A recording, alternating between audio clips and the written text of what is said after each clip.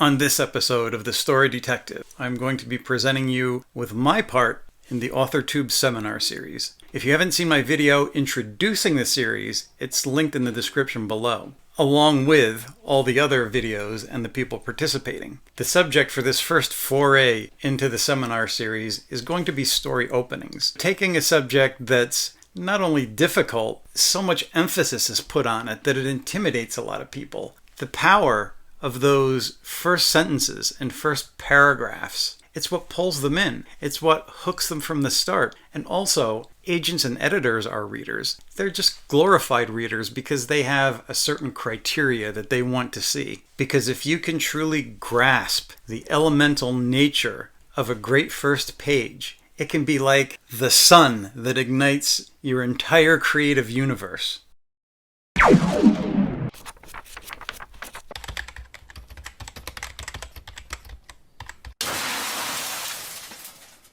I have compared a lot of beginnings, a lot of first pages across a variety of genres, and I've looked for common denominators. We're going to look at some openings of various books, and we're going to take a look at what they do, what they have in common, and what we can draw from that. There are three basic things that you can't escape in any opening of any kind of story. Number one, you have to incite the reader or the audience's curiosity. Without the curiosity factor, your story isn't moving. You need to have something that pulls the reader in, that makes them curious, that gives them questions that they want to know the answers to. Number two, you're going to introduce a character, a situation, or a setting, or all three.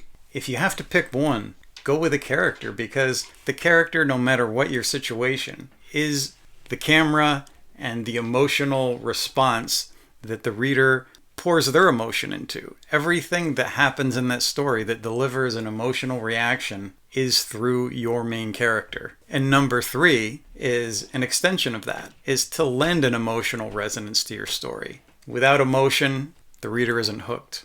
Curiosity is a strong emotion. But whatever emotion you're trying to set from the beginning, you need to think, what is this character, scene, or setting going to evoke in the reader? And then try to play up that emotion. There's several notable things about this opening. I was to learn that all real secrets are buried and that only ghosts speak the truth. So it was fitting, even for me, all this began in a graveyard, among mysteries, memories, and lies. That year, the 28th of October, was cold and threatened rain, and as I walked away from the little frame church with Father Delaney, our breath misted in front of us. It was autumn, but autumn already cringed before winter. The three tall oaks that screened off the graveyard were stripped bare as old bones, and the summer grass had died down between the headstones, falling into the brown, tangled surf of a fossilized sea. We walked slowly, in silence. I came here only one day a year, but it was as if I'd never been away. Every step brought a rush of memory. The flick of the old priest's heavy trousers as he walked beside me. The smell of wet leaves under our feet. A rusted iron cross glimpsed in the undergrowth. Jennifer, age 3 weeks, 1917.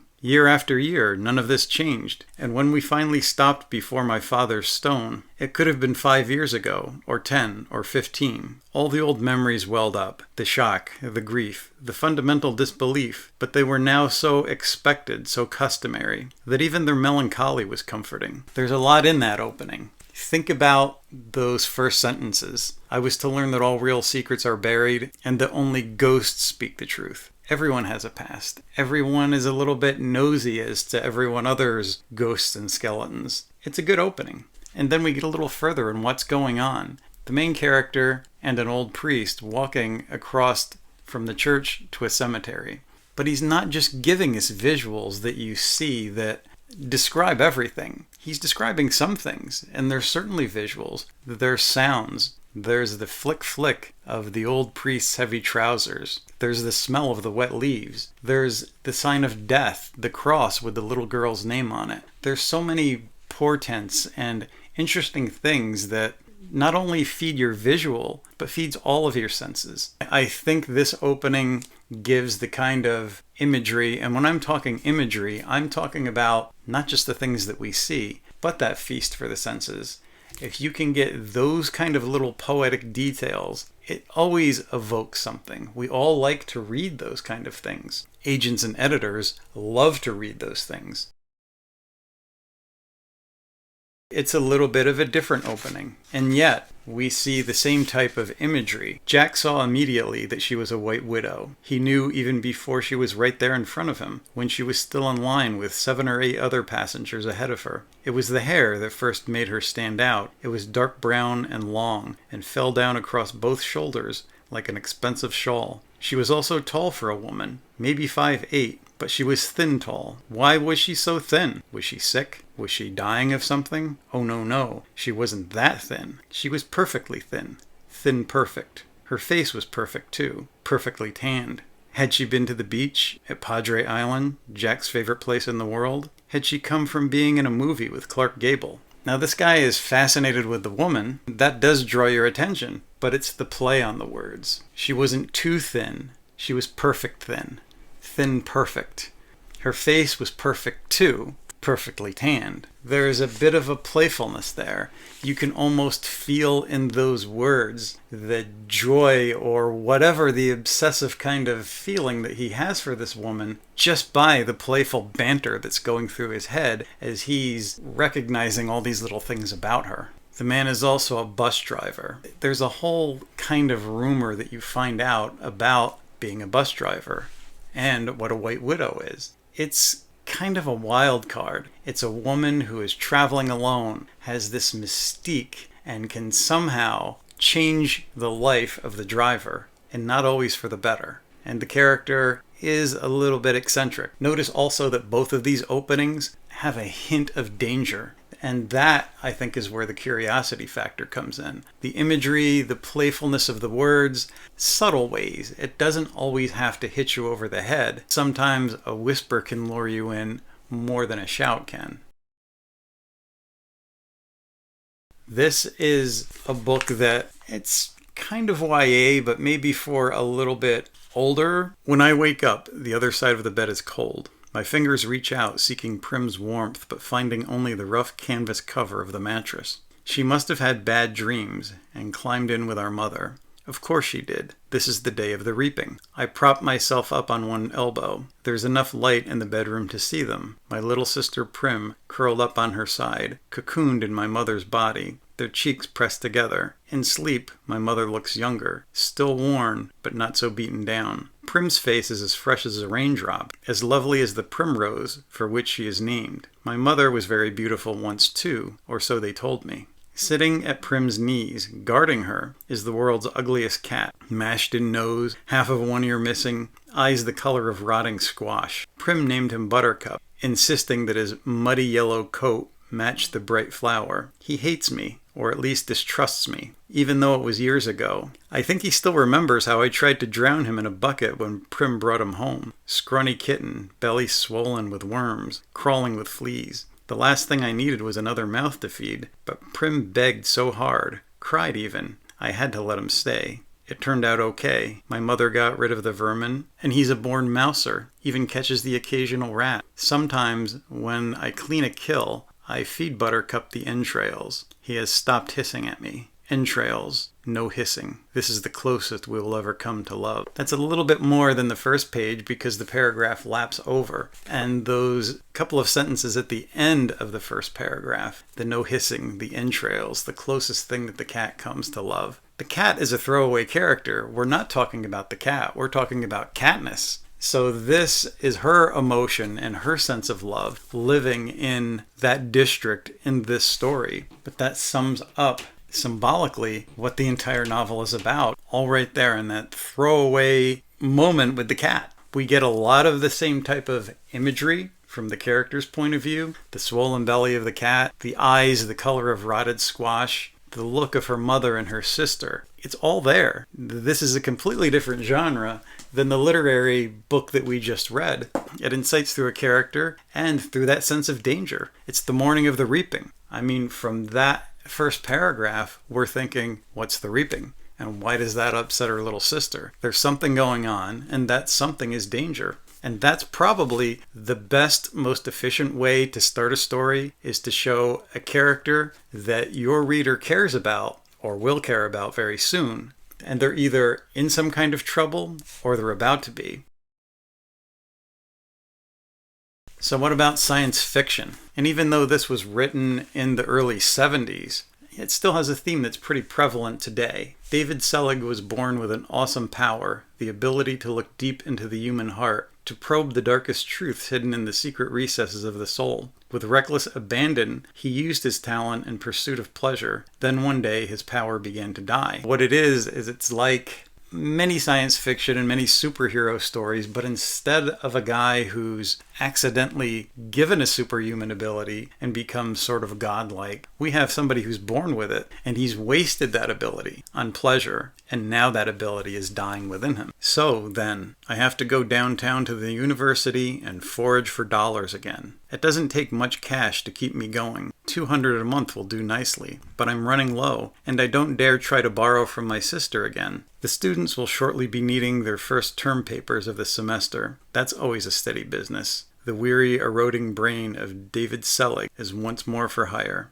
I should be able to pick up $75 worth of work on this lovely golden October morning. The air is crisp and clear. A high-pressure system covers New York City, banishing humidity and haze. In such weather, my fading powers still flourish. Let us go then, you and I, when the morning is spread out against the sky, to the Broadway IRT subway. Have your tokens ready, please. You and I. To whom do I refer? I'm heading downtown alone after all. You and I. Why, of course, I refer to myself, and to that creature which lives within me, skulking in its spongy lair, and spying on unsuspecting mortals. That sneaky monster within, that ailing monster, dying even more swiftly than I. Yeats once wrote a dialogue of self and soul. Why then shouldn't Selig, who is divided against himself in a way that poor goofy Yeats could never have understood, speak of his unique and perishable gift as though it were some encapsulated intruder lodged in his skull? Why not? Let us go then, you and I, down the hall. Push the button. Into the elevator. There's the stink of garlic in it. These peasants. These swarming Puerto Ricans. They leave their emphatic smells everywhere. My neighbors. I love them. Down.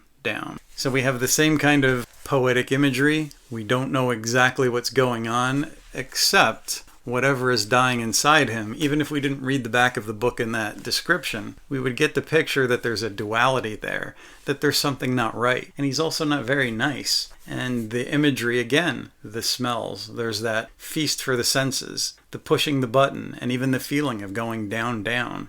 So what can we take from all of these things across the genres and make of that? We have the feast for the senses, sight, sound, smells. We have emotion. We have feeling. Sometimes the feeling isn't nice. The guy's looking at his neighbors and he's making the kind of racial slurs and ironically saying, I love them, which means just the opposite. Sometimes there can even be a portent, which is like a sixth sense that you can use. Never forget what might happen next is stronger than knowing and seeing something actually happening. They also have a lot of strong symbolism, and that symbolism can lend itself to characterizing your main character or your entire novel, as with the Hunger Games. Okay, should we do one more? One final opening?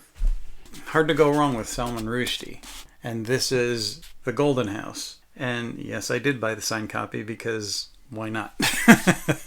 On the day of the new president's inauguration, when we worried that he might be murdered as he walked hand in hand with his exceptional wife among the cheering crowds, and when so many of us were close to economic ruin and the aftermath of the bursting of the mortgage bubble, and when Isis was still an Egyptian mother goddess, an uncrowned 70-something king from a faraway country arrived in New York City with his 3 motherless sons to take possession of the palace of his exile, behaving as if nothing was wrong with the country or the world or his own story. That's one sentence.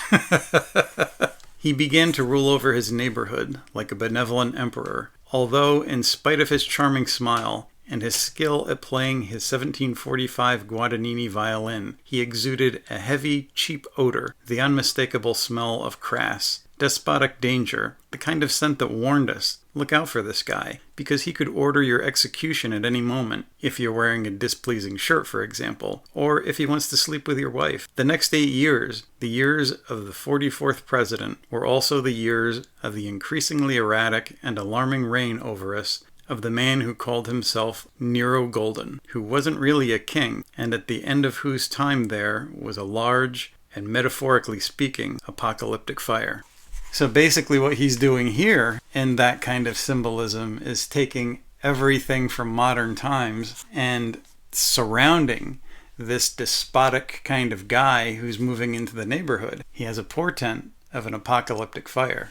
So that really sums up everything. I mean, that's a great beginning, and we have all of the elements, the symbolism for the entire novel, the kind of poetic imagery and little details, and yet we're characterizing from the start who's moving into the neighborhood, who's going to rule over everybody. I mean, does that make you want to stop, or does that incite your curiosity about the character? So everything we just talked about is really summed up in that, and why shouldn't it? Rushdie is a great writer. Look at your favorite openings, your favorite books. Next time you go to a bookstore, thumb through the openings of novels.